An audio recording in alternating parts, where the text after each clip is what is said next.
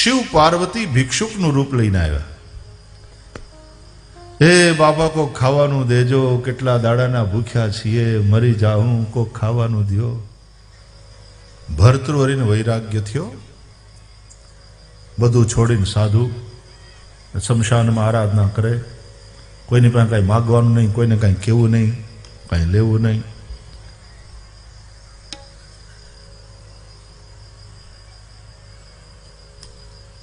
શમશાનમાં રહે અને કોક આવીને દાહ સંસ્કાર કરી જાય મરેલાના, પછી એની હારે જે ખીચડી મૂકી ગયા હોય એનાથી પેટ ભરી લે. એકવાર ઘણા બધા દિવસ, કોઈ કાયમ થોડું કાયમ મરે નાના ગામમાં. એ તો વારાણસીમાં મળદાની લાઈન લાગી હોય, બળવા હાટું વાટ જોતા હોય. બોલો, મળદા વારાણસીમાં કાશીના મણિકર્ણિકા ઘાટ ઉપર. બાકી તો મોટા મોટા શહેરોમાં પણ કંઈ એવું એ હોતું નથી, તો નાના સેન્ટરમાં તો ક્યાંથી હોય. એકવાર તો ઘણા બધા દિવસ સુધી કંઈ ખાવાનું ન મળ્યું.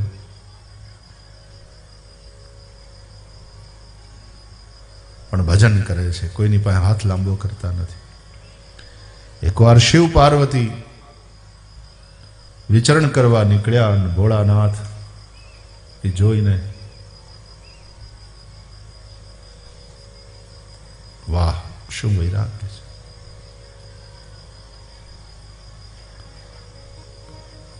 પાર્વતીજીએ કહ્યું, આના જેવો વૈરાગ્ય ક્યાં? હા, વૈરાગ્ય છે. ભોળાનાથે કહ્યું, હજી પાકવાને થોડી વાર છે, પાકી જશે, હજી થોડી વાર. હવે હવે હું વાર કે પાર્વતી કે બધુંય છોડી દીધું. આ રાજા હતો, હવે શમશાનમાં રહીને ભજન કરે છે, કોઈની પાસે કઈ માગતો નથી. અને મળદાની વાહે જે ખીચડી મૂકી હોય એ ખાઈને પેટ ભરે. કેવો વૈરાગ! હવે હું વાર કહું. એમાં કોકનું મૃત્યુ થયું હશે તો એ સ્મશાનમાં આવ્યા અગ્નિ સંસ્કાર કરવા માટે.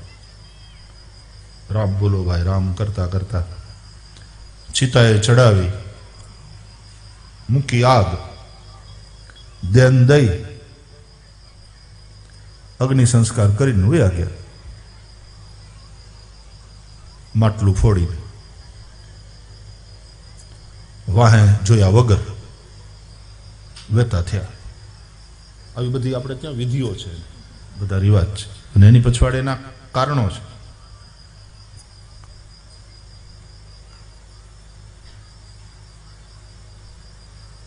આજ ઘણા બધા દિવસ પછી ખીચડી મળી. ભર્તૃહરિએ તૈયારી કરી. એ ખીચડી લઈ અને જ્યાં ખાવા જાય, શિવ પાર્વતી ભિક્ષુકનું રૂપ લઈને આવ્યા. હે બાબા, કોક ખાવાનું દેજો, કેટલા દાડાના ભૂખ્યા છીએ, મરી જાઉં, કોક ખાવાનું દ્યો. ભર્તૃહરિની પાસે આવીને માગ્યું હતું. ભર્તૃહરિએ, આવો દેવ. હા હા હા, અતિથિ અભ્યાગત દેવ કહેવાય. આવો, લ્યો. ખીચડી ધરી દીધી.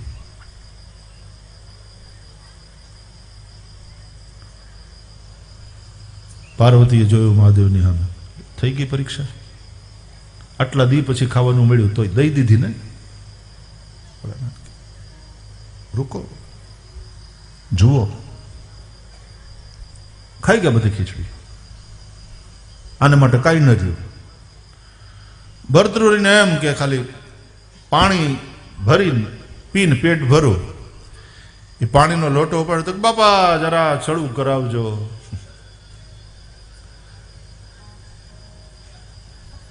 થોડો ઘૂંટડો પાણી પીવડાવજો. તો ઓલો પાણીનું પાત્ર હતું એ ધરી દીધું. લ્યો દેવ. તે બે જણાએ પાણીથી હાથ ધોયા અને હારી પટ હાથ ધોયા. પાણી ઘૂંટડો ઘૂંટડો પીધું, બાકી બધું હાથ ધોવામાં, મોઢું વિછળવામાં ઢોળી નાખ્યું. એટલે પાણી ન મળ્યું. અને છતાંય ભર્તૃહરિના ચહેરાની રેખા ન ફરી. ને પાર્વતીજી મહાદેવજીની સામે જોયું, થઈ ગઈ પરીક્ષા? થોડું કાચું છે હજી. આ બે માણસ અંદર પ્રેમથી બાંધે બહુ. તમે નહીં માનો, નહીં માનો તમે. અરે કે દેવી, નહીં માનવાની વાત નથી, એનું વૈરાગ્ય પાકી જાય એ હું પણ ઈચ્છું છું. થોડું કાચું.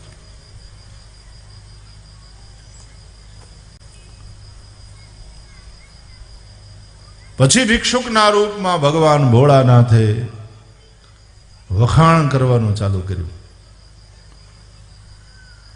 જય હો, જય હો બાપા, તમને આટલા બધા વખત પછી ખીચડી મળી, પણ તમે અમને ભૂખ્યાને ખવડાવી દીધી, તમારા માટે કાંઈ ન વધ્યું. પાણી પણ તમે અમને આપી દીધું, તમને પાણી ન તમે રાખ્યું પીવા માટે. જય હો, જય હો, તમારો ત્યાગ. ત્યાં ભર્તૃહરિ બોલ્યા કે દેવ, આ તો હું હવે 92 લાખ માળવાનો ધણી હું, ઈ છોડીને જો એનો ત્યાગ કરીને વયો આવ્યો હોઉં તો આ ખીચડી અને આ પાણીનો ત્યાગ ઈ તો હું કાંઈ નથી. ભોળાનાથે પાર્વતીની સામે જોયું, બસ આટલો વાંધો છે. હજી હું 92 લાખ માળવાનો ધણી અને મેં એને ત્યાગ્યું, રાજ ત્યાગ્યું, આ એના મનમાં હજી છે, ગયું નથી. માટે ત્યાગનો ત્યાગ. અને એટલા માટે તો જેવો સાધુ થાય એટલે એનું નામે બદલાવી નાખે. નામ બદલાઈ જાય, એનું ગોત્ર બદલાઈ જાય. હવે બાપનું ગોત્ર નહીં, હવે ગુરુ વાળું ગોત્ર.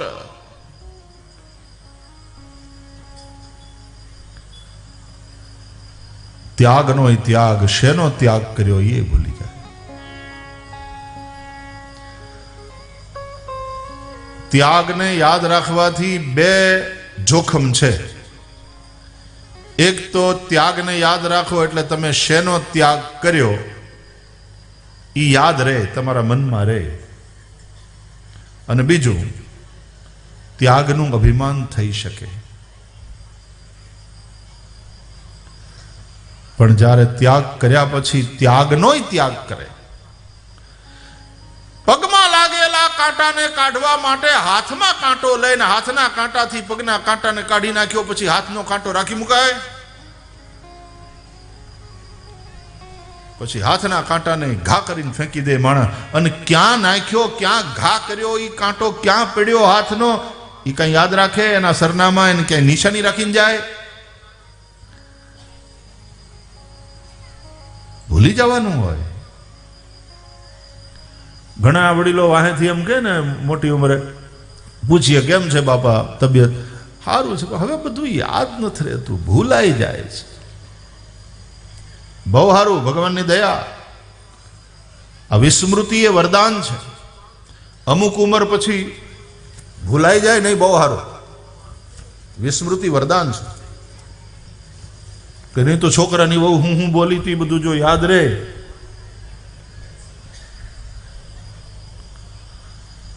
ગામમાં જેની જેની હારે લડાઈ થઈ હતી, હું બોલ્યા હતા, એ બધું યાદ રહે. વેવાઈની હારે વાંધો પડ્યો હતો ને ત્યારે બોલાચાલીમાં હું બોલ્યા હતા, એ બધું યાદ રહે.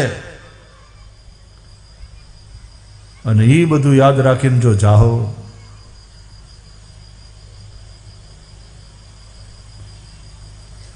કહ્યું ને, સાફ કરો, માફ કરો, દિલ સાફ કરો. મિચ્છામિ દુક્કડમ કહી દો, સામે વાળો પણ માફ કરે. પાના ફેડી નાખ. જૂના હિસાબના ચોપડા તો અમુક વર્ષ પછી ગવર્મેન્ટ વાળા રાખતા નથી. તમે શું કામ આખી જિંદગીના સંભાળીને બેઠા છો? ફાડો, ખાતા પૂરા કરી નાખો.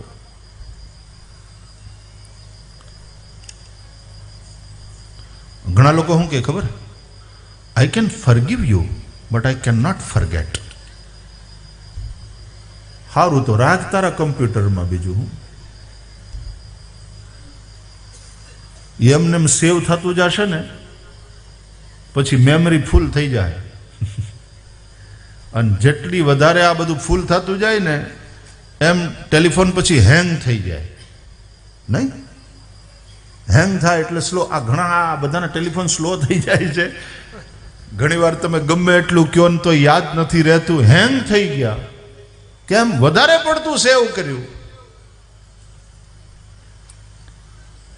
કામનું છે, પછી જે યાદ રાખવાનું છે યાદ રાખો, ભૂલવાનું છે એ ભૂલાઈ જાય. આપણે જ ભૂલી શકવાના નથી, પણ ઉપરવાળો કૃપા કરે છે ને ભૂલાઈ જાય છે બધું. બહુ સારું. તારે હવે યાદ રાખવાનું છે ભગવાનનું નામ, બસ ઈ યાદ રાખ. એક તું સચ્ચા, તેરા નામ સચ્ચા. આશામ ધીમે ધીમે ધીમે ને ખીલે. અને એવી રીતે જ્યારે વૈરાગ્ય ખીલ્યો, અંદરનો કમળ ખીલી ગયું, પછી એ સંસારી ને રહ્યા. પછી શ્રી સમર્થ પ્રાગદાસ બાપા ગોદડિયા, ખીલી ગયું કમળ. અને ભોળાનાથને જે ભજે, ભોળાનાથના દર્શન કરે, એનું વૈરાગ્ય રૂપી કમળ ખીલે. વૈરાગ્યાંબુજ ભાસ્કરમ યગગન ધ્વાંતાપહમ તાપહમ. તુલસીદાસજી લખે છે રામચરિતમાનસમાં. કેવા છે ભોળાનાથ? બોલે વૈરાગ્યાંબુજ ભાસ્કરમ, વૈરાગ્ય રૂપી કમળને ખીલવવા વાળા સૂર્ય.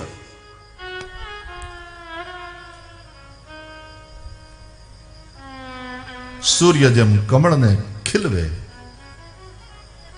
એમ ભોળાનાથ કેટલાય વ્યક્તિઓની અંદર વૈરાગ્યને ખીલવે. અને એ વૈરાગ્ય ખીલે અને પછી બાપા રંગ એવો ચડે કે પછી ભગવા લઈ લે, પ્રવજ્યા ધારણ કરી લે, ભસ્મ ભભૂતિ ભોળાનાથની જેમ અંગે ચોળી. સોયમ ભૂતિ વિભૂષણ સુર વર સર્વાધિપ સર્વદા શર્વ સર્વગત શિવ શશિનિભ શ્રી શંકર પાતુ મામ. ભગવા કપડા એ અગ્નિનો રંગ છે. અને ભભૂતિ એટલા માટે કે જ્ઞાનની અગ્નિમાં એનું શરીર બળેલું જ છે, બળી જ ગયું છે, રાખ જ છે, બીજું કાંઈ નથી. એટલે પછી સંન્યાસીને અગ્નિને અડવાની એ નથી.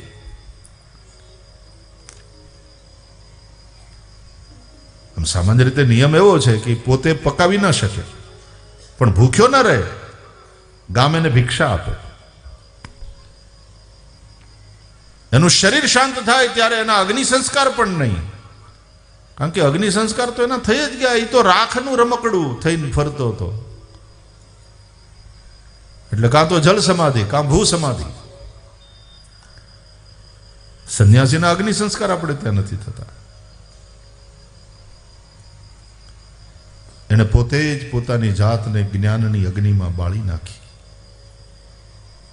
એ તો રાખ થઈ ગઈ. આપણે ત્યાં લગ્ન હોય ને પ્રસંગ, તો વેશ્યા કે વારાંગનાનું દર્શન શુભ માનવામાં આવે અને સંન્યાસીનું દર્શન શુભ માનવામાં નથી આવતું. કારણ કે લગ્ન એ વિરાગનો પ્રસંગ નથી, રાગનો પ્રસંગ છે. એટલે એક સંન્યાસીને કોઈ કહ્યું ને કે સ્વામીજી આપ આવો ને આશીર્વાદ આપો ને, એટલે કે બાપા મળદાનું દર્શન ન કરાય, અમે તો મળદા છીએ હાલતા ચાલતા, અમને તો અડો ને તોય તમારે નાવવું પડે.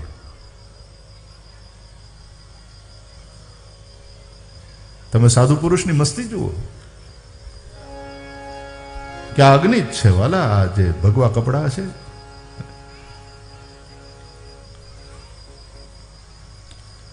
એટલે સાધુ પુરુષ કઈ હોમ હવન ન કરે. પછી ભગવા કપડા વાળા સંન્યાસી પછી હોમ હવન નહીં કરે, એ કરાવે. ઠીક હે वो आजकल वो, પણ પરંપરા આ છે.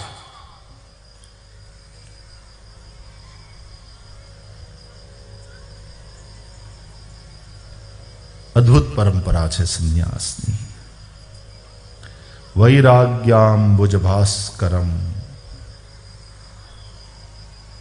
ભગવાન શિવ સ્મશાનમાં રહે.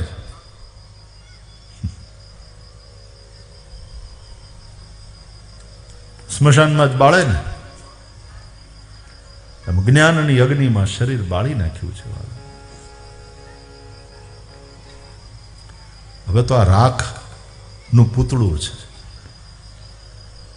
માટે ભભૂતિ પૂરા અંગ ઉપર.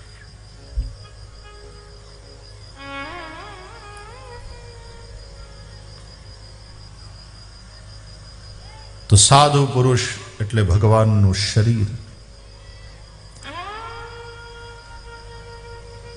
દ્રષ્ટિ સતામ દર્શનેસ્તુ ભવત્તનુ નામ, એવું ભાગવત કહે. આ રૂપે ભગવાન દેખાય પણ છે અને ભગવાન ખાય પણ છે.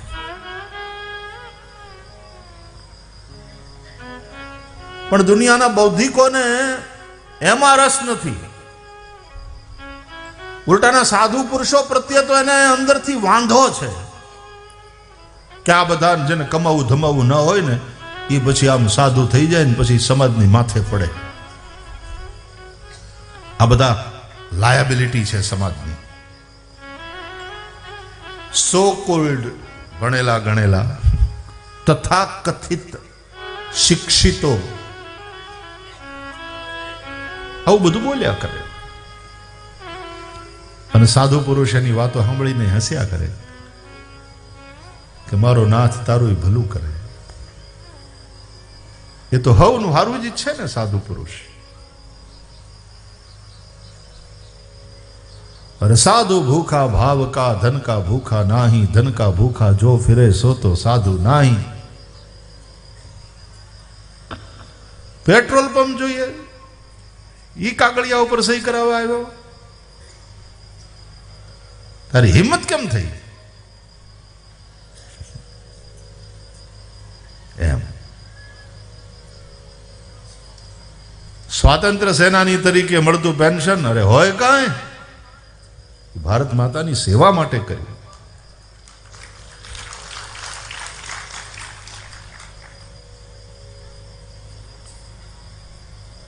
પકડવા માટે થોડું છોડ્યું, છોડ્યું એટલે છોડ્યું. અને સંન્યાસ એટલે શું? ત્યાગ કરવો અને પછી ત્યાગનો ત્યાગ કરવો. સમજાય?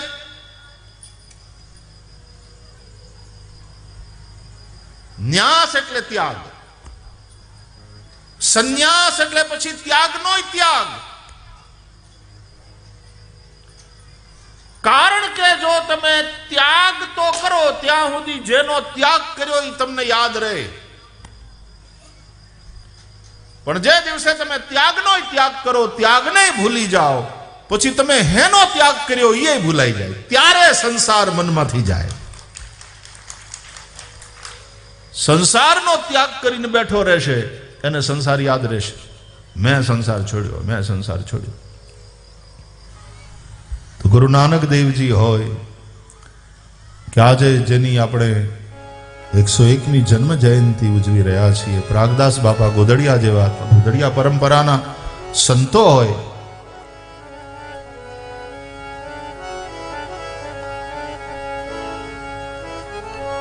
જેની પાસે નામનો આધાર હતો,